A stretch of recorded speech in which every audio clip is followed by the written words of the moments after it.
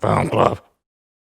Thank you very much for joining us for another episode of Film Club. I am one of your hosts, Andy Harrison, and with me, as always, it's Andy Donaldson. Hello there. Every week in Film Club, Andy, we invite these lovely people at home along to watch a film with us, and this week we invited them to watch Whiplash.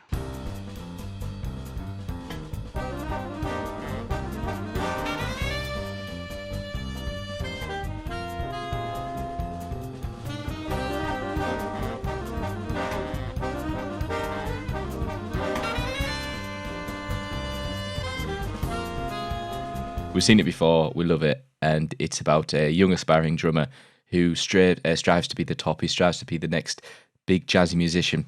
By doing so, he works at a very prestigious academy as a drummer, as a beginner drummer. He's first year, and then he meets the lovely J.K. Simmons, and he realises just how hard it is to be the best. And this was directed by a guy called Damien Chazelle. Yes, man, what a guy, what a guy. This was the film that made Damien Chazelle a name.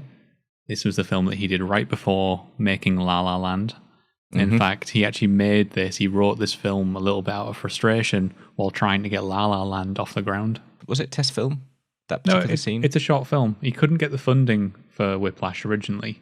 So instead, he just scraped together a little bit of money, made this short film. It's about 15 minutes.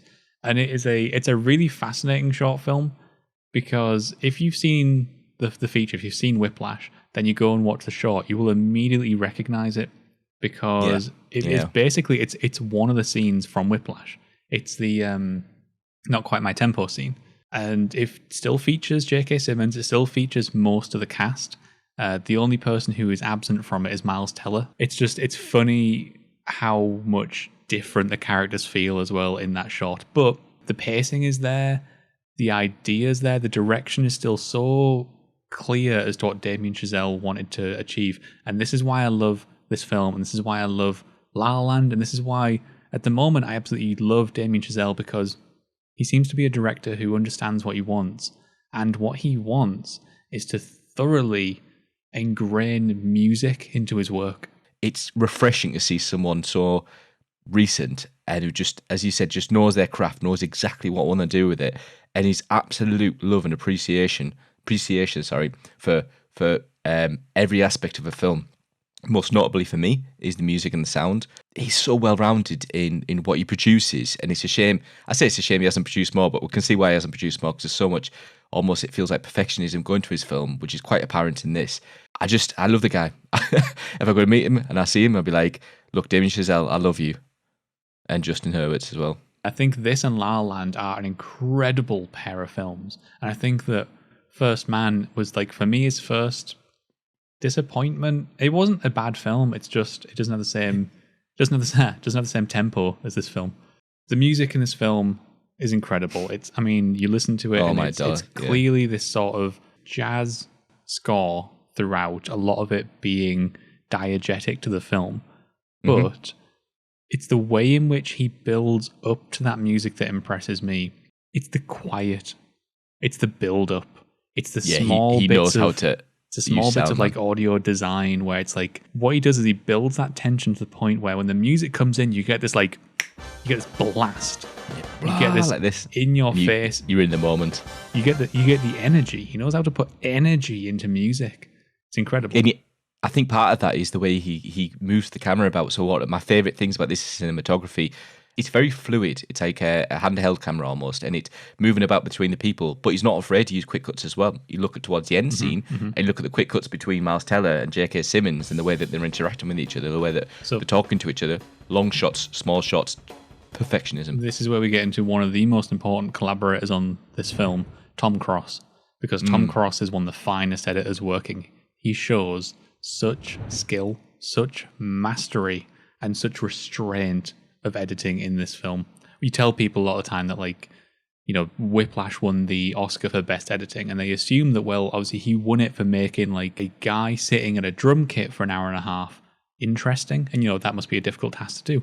Yeah, there's a little bit of that going on, but really he won it for those quiet, intimate moments where what he's doing is he's applying a very classic film editing technique, but he's applying it to help build the narrative. The date scene, the very first date they go on. It's a fantastic scene. He allows the coverage of the scene to speak and represent the way in which those relationships are developing, it is phenomenal. I mentioned his name just a little bit earlier. Justin Hurwitz. He's actually a roommate of Damien Chazelle. They met through university or where they were, and they actually collaborated together. I think they were roommates anyway, and they collaborated together, and that's how they made the sound to go on later to do La La Land and everything like that. He's an absolute magician. There's a YouTube video I'll try and get post in the comments where he explains how he goes about the sound and how he tries to see the little intricacies in the music and like the little, this particular instrument. I think he's on about La La Land anyway. This particular instrument, have your little moment, and then okay, we're going there to the oboe, have your little moment, and you can see how that's brought forward. I mean, a great example is J.K. Simmons. When Miles Teller's playing the music, he's going, add a bit of flush, add a bit of this, and he goes and he starts doing it. The more he adds the flush, that's the more when he steps away from his normal rhythm and everything like that. It's like, it's not quite my tempo. How he's managed to incorporate those mistakes in the music as well. It's like, it's amazing. It's amazing. There's no way you can talk about Whiplash without bringing up J.K. Simmons and Miles Teller. My days. Right, so Miles Teller first, because I didn't realise when I watched it last few times just how socially awkward he is. Even in that date scene, for example, when he's at the cinema, I didn't realise that he always has his eyes down. He goes into the music studio at 6, waits there till 9, sat in the drum kit, immediately he shifts over. Look at the contrast when he's at the dinner table and he's talking to his dad's friends and he's like, oh yeah, but it's only third league and all this. Like that confidence that comes through. That's it, right? Yes, he's socially awkward, but also he's sort of underlying confidence in himself. Because it's that drive. And the thing that, if you go and watch the Whiplash short, Johnny Simmons does the social awkwardness. No relation. He does the social awkwardness really, really well. But he also feels quite soft. And as you're watching the scene, you'll feel like he's the sort of guy who isn't certain of himself and would be walked all over. Whereas what Miles Teller does, and this is such a, it's a stroke of genius on the casting side of things, to give somebody that social awkwardness, but give them this absolute fiery passion underneath them. Yeah, it's almost what he brings. It's egotistical, but not to the point of being a overt dick sort of thing. He is a dick in the film. I don't know, he is pretty much an overt dick. Yeah. I don't think anybody would argue that this is the film that elevated J.K. Simmons. I think I haven't seen, I've seen many performances, obviously, I'm a film fan. I don't think I've seen a film performed that has wowed me this much than J.K. Simmons in this for a long, long, long time. He's the way he goes from angry to sad, that scene. He goes to kind of genuine happiness, but then he just switches like that to sudden, again, anger. And he's so tight, he's so concise, he's composed and yet crazy, chaotic at the same time. Such a diverse range of acting, and it's, oh my god, and it all comes to that moment which we keep referring to, not quite my tempo. Look at the pacing. Pacing at Damien Chazelle is absolutely sublime, by the way.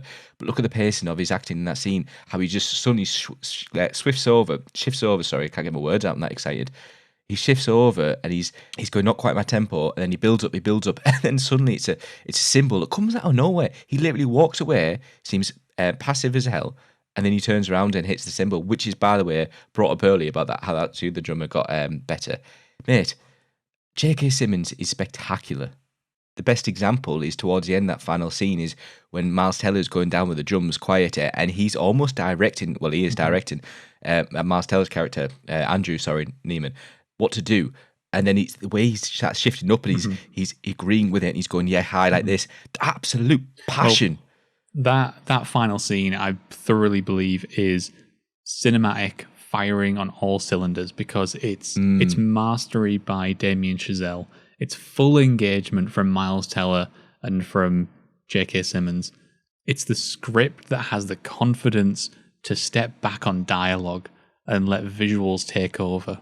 And one of the things we haven't touched on too much, but the cinematography of this film is, at this point, it uses one of my favorite examples of subtle color shifting to show a transposition of character relationships, as that first half of that performance where they are antagonistic towards each other.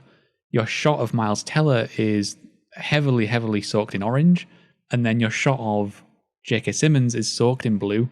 And then as we go through that shift, as we suddenly they become allies and they become respective of one another, we actually shift them both instead into orange. I love that. I feel It's so well rounded as a film. It's brilliant. Incredible, and it's incredible. And then that's not even speaking of the absolutely thunderously incredible musical performance that you're watching. I always revert back to this film back when we started Film Club, and it was in the first few months, and we did with Matt Damon, Ben Affleck, Good Will Hunting, and Robin Williams. And I always said that it's such a film, an all-round film, that I can't find fault with it. I speak the same about Whiplash. It is for me one of the best films we've done on Film Club in a long time, and we've done some great classics. We've done everything. I feel this is the one of the most. If you want a cinematic experience, watch Whiplash. Yeah, 100%. 100%. It's absolutely brilliant. But anyway, there is Whiplash. You can let us know in the comments below what you thought of Whiplash, or you can hit us up on Twitter, as always. But Andy and I will be back once again next week, where we're going to take a look at just one more Damien Chazelle film. We're going to take a look at his debut with Guy and Madeline on a park bench. So until then, get watching. Cheers, guys.